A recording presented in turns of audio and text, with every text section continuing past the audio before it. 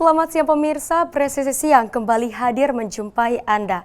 Selama 1 jam ke depan kami telah menyiapkan sejumlah informasi terkini bersama saya, Tekla Hasyati. Kita lihat terlebih dahulu 3 berita utama siang ini.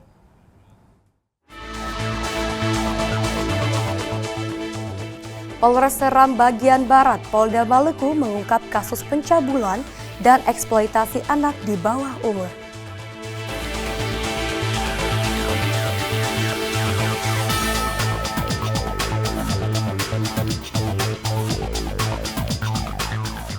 Polri menggelar sidang Komisi Kode Etik Polri terhadap Bribka R yang merupakan pengemudi kendaraan taktis Brimob pada pengamanan unjuk rasa tersebut.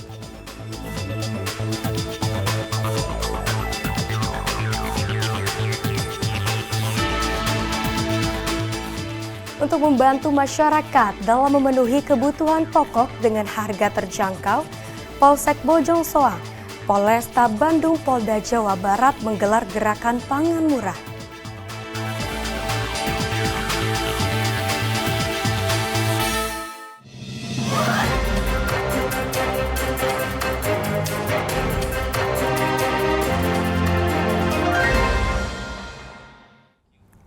Polres Seram bagian Barat, Polda Maluku mengungkap kasus pencabulan dan eksploitasi anak di bawah umur. Dalam kasus ini, 7 orang dinyatakan sebagai tersangka, termasuk 1 wanita, 2 diantaranya merupakan lansia. Dari hasil pemeriksaan, kejahatan ini terjadi di salah satu dusun di Kecamatan Inamosol. Korban mengalami kejahatan ini dari 6 tersangka laki-laki dengan modus berbeda. 2 diantaranya tersangka, pencabulan berinisial AT berusia 69 tahun dan PT berusia 64 tahun. Sementara 4 tersangka lainnya adalah pelaku persetubuhan yaitu OM berusia 37 tahun, RP berusia 46 tahun, RL berusia 21 tahun, dan MU berusia 77 tahun. Selain itu, Polres Seram bagian Barat juga menetapkan 2 tersangka eksploitasi terhadap korban, yaitu tersangka OM dan seorang tersangka wanita berinisial FK berusia 26 tahun. Para tersangka ini merupakan warga satu dusun dengan korban. Akibat perbuatannya, 6 tersangka kasus pencabulan dan persetubuhan anak, kecuali tersangka wanita FK, terancam hukuman penjara paling lama 15 tahun, sesuai pasal 81 dan 82 Undang-Undang Nomor 23 Tahun 2002. Sedangkan tersangka eksploitasi anak berinisial FK dijerat dengan Undang-Undang Nomor 35 Tahun 2014 tentang perlindungan anak dengan ancaman hukuman paling lama 10 tahun penjara. Dari tim Humas Polres Seram bagian Barat, Polda Maluku melaporkan untuk Polri TV. Pelatihan peningkatan kemampuan personel Polri kembali digelar oleh Satuan Samapta Polres Cimahi. Kali ini fokus pelatihan ditunjukkan kepada personel unit Pamopfit dalam penggunaan senjata elektrik non-mematikan. Personil unit pengamanan objek vital atau Pamopfit Sat Samapta mengikuti pelatihan penggunaan senjata elektrik. Pelatihan ini dipimpin langsung oleh Kepala Unit Pamopfit Polres Cimahi, Ibda Heriandani. Kegiatan ini bertujuan untuk meningkatkan keterampilan serta kesiapsiagaan anggota dalam menghadapi situasi yang memerlukan tindakan cepat dan tepat tanpa membahayakan jiwa. Pelatihan ini penting untuk memastikan anggota memahami SOP dan mampu menggunakan senjata elektrik secara tepat dan profesional sesuai aturan yang berlaku. Senjata elektrik merupakan alat pendukung pengamanan yang bersifat non-lethal atau tidak mematikan, namun efektif dalam melumpuhkan pelaku yang membahayakan. Dengan pelatihan rutin seperti ini diharapkan para personil semakin terampil dalam menjaga keamanan objek vital, sekaligus tetap humanis dalam menjalankan tugas. Dari tim Humas Polres Cimahi, Polda Jawa Barat melaporkan untuk Polri TV.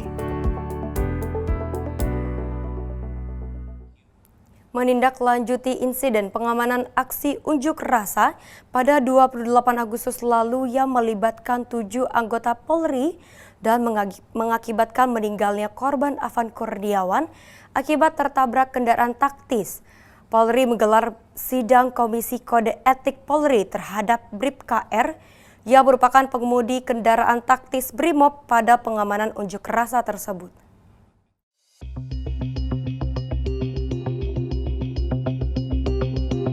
Sidang dilaksanakan pada 4 September 2025, dihadiri terduga pelanggar serta 6 saksi yang berada di dalam kendaraan taktis.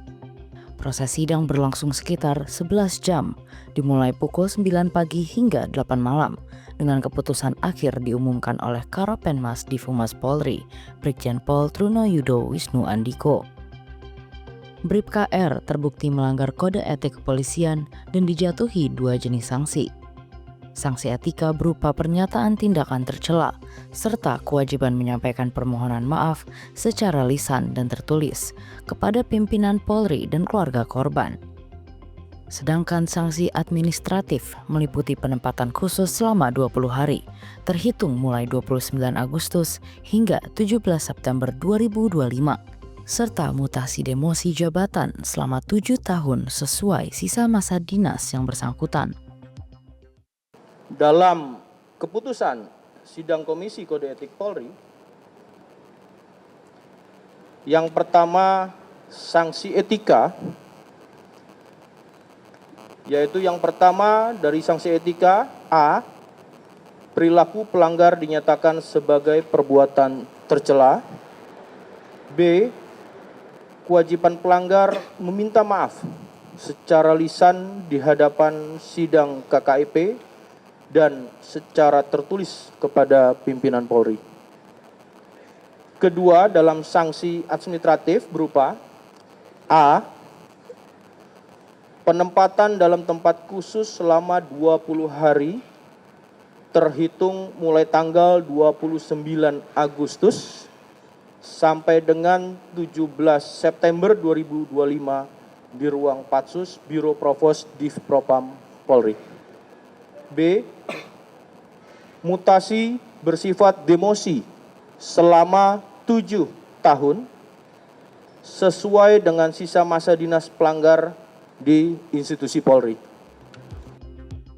Dalam penyelesaian perkara ini, Polri berkolaborasi dengan stakeholder terkait, salah satunya Kompolnas, yang menyampaikan bahwa sidang kode etik Polri terhadap Bribka R berjalan lancar. Terdapat sejumlah faktor dalam insiden pengamanan unjuk rasa yang mengakibatkan meninggalnya korban pada 28 Agustus 2025. Semuanya berjalan sesuai dengan kondisi yang real, artinya tidak ada tekanan di dalamnya, tidak ada rekayasa di dalamnya, sehingga kami melihat sidang kode etik ini berjalan dengan baik dan lancar. Itu yang pertama. Yang kedua, mengenai putusan, tentu saja Ketua Komisi sudah mempertimbangkan beberapa hal, termasuk hal-hal yang meringankan, di mana salah satunya adalah terduga pelanggar atau sekarang sudah diputuskan, salah satunya hanya melaksanakan tugas atau di bawah kendali dari Kompol Kosmas, sehingga ada beberapa hal juga berkenaan dengan kondisi dia saat melakukan mengendarai, yang bersangkutan sebenarnya sudah memiliki sertifikat, memiliki keahlian itu, dan pada saat melaksanakan tugasnya ada beberapa kondisi di mana yang bersangkutan tidak bisa melihat kondisi real di lapangan, termasuk karena adanya blind spot di rantis itu sendiri, termasuk kondisi psikologis di dalam ruang rantis itu sendiri. Polri menegaskan komitmen untuk bekerja sama dengan seluruh stakeholder dalam menyelesaikan perkara ini secara hukum, terbuka, dan transparan demi memberikan keadilan kepada keluarga korban almarhum Afan Kurniawan. Dari Jakarta, Tim Liputan Polri TV. Polda Jawa Barat mengungkap kasus tindak pidana penyebaran rasa permusuhan melalui media sosial usai aksi unjuk rasa di gedung DPRD Jabar pada 29 Agustus 2025. Berikut laporan dari personel Humas Polda Jawa Barat, Bribka Reza, untuk Anda. Assalamualaikum warahmatullahi wabarakatuh. Selamat siang pemirsa. Kepolisian daerah Jawa Barat berhasil mengungkap kasus penyebaran rasa permusuhan dan provokasi melalui media sosial yang berujung pada pelemparan bom molotov ke gedung DPRD Jawa Barat. Sebanyak 12 orang ditetapkan sebagai tersangka dengan berbagai peran mulai peracikan, perekaman, hingga penyebaran konten provokatif di media sosial. Polisi juga menyita sejumlah barang seperti bom molotov, ponsel, akun media sosial, dan pakaian yang digunakan pelaku saat kejadian. Yang berikut merupakan informasinya untuk Anda. Sebanyak 11 orang ditetapkan sebagai tersangka atas perannya dalam peracikan bom molotov, penyebaran video provokatif, hingga konten ujaran kebencian terhadap aparat kepolisian. Kabid Humas Polda Jawa Barat Kombes Pol Hendra Rohmawan menjelaskan bahwa pengungkapan kasus ini berawal dari sejumlah laporan polisi yang masuk pada tanggal 2 hingga 3 September 2025. Bukan untuk mendramatisir, tetapi perlu ya rekan-rekan sekalian sebagai edukasi juga ya, bahwa di kelompok LPA 24 ini kita ada 8 tersangka, tetapi ada 1 yang di bawah umur, ya tentu penanganannya berbeda. Nah, ini adalah satu kelompok anak-anak yang dia tuh hobinya adalah skateboard, ya, main skateboard ya, yang ada di Kota Bandung ini komunitas ya skateboard.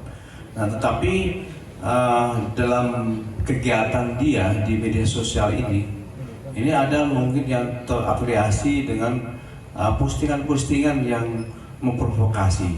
Jadi si perempuan ini dia mendapat bagian untuk menjadi pemosting, ya. Dan rekan-rekannya memberikan tutorial untuk pembuatan bom molotov. Ya, disinilah rekan-rekan sekalian ada 2 molotov yang kita duga sangat luar biasa, sehingga kita kemarin mendapatkan video-video yang berdasarkan dari CCTV yang kita dapatkan itu ada ledakan molotov yang berbeda dengan seperti botol-botol yang ada. Setelah kita dapatkan ini baru kita sadar ternyata ada bentuk suatu molotov yang mempunyai modifikasi yang sangat berbahaya. Ya, ini ada petasan dan ini merupakan gas ya, gas yang cukup luar biasa berbahayanya ketika gasnya itu juga mempunyai ledakan yang besar dan juga serpihannya juga sangat berbahaya. Berdasarkan penyelidikan, para tersangka memiliki peran berbeda-beda, mulai dari meracik hingga mendokumentasikan dan menyebarkan konten. Ada yang bertugas membuat molotov, merekam video, hingga menyebarkan melalui platform media sosial dengan maksud memperluas jangkauan provokasi. Menurut Kabid Humas Polda Jawa Barat, penanganan kasus ini menjadi peringatan bagi masyarakat agar tidak menggunakan media sosial untuk menyebarkan konten yang dapat menimbulkan permusuhan dan gangguan keamanan.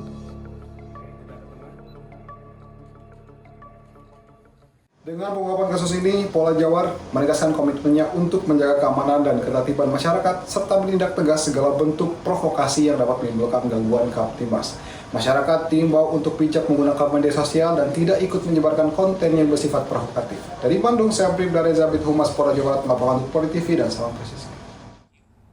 Kepolisian daerah Kalimantan Tengah mengambil langkah proaktif dengan menggelar patroli Harkamtibmas bersama Forum Koordinasi Pimpinan Daerah atau Forkopimda pasca aksi unjuk rasa yang berlangsung beberapa hari terakhir.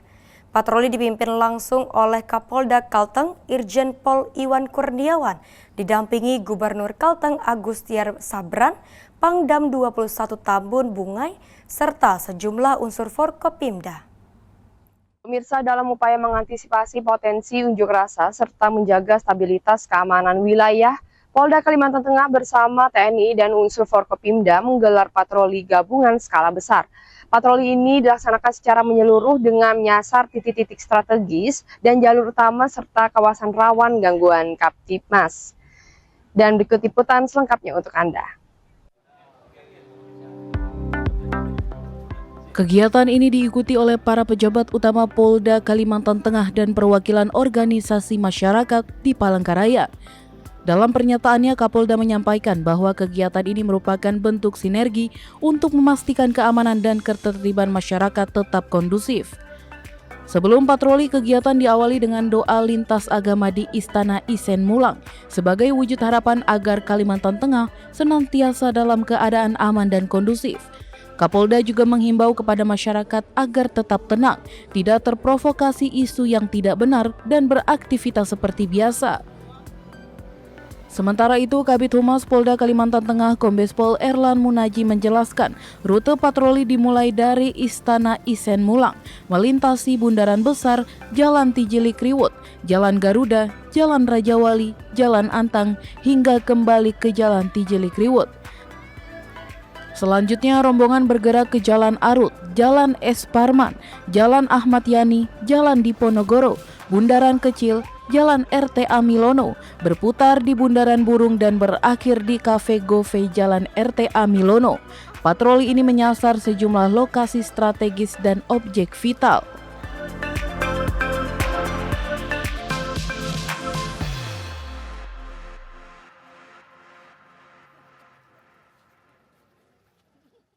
Informasi tadi dapat menutup jumpa kita kali ini. Saya Abdibda Pola, Bid Humas Polda Kalimantan Tengah, pamit undur diri. Sampai jumpa dan salam presisi. Pemirsa, Presisi Siang akan segera kembali, tetaplah bersama kami.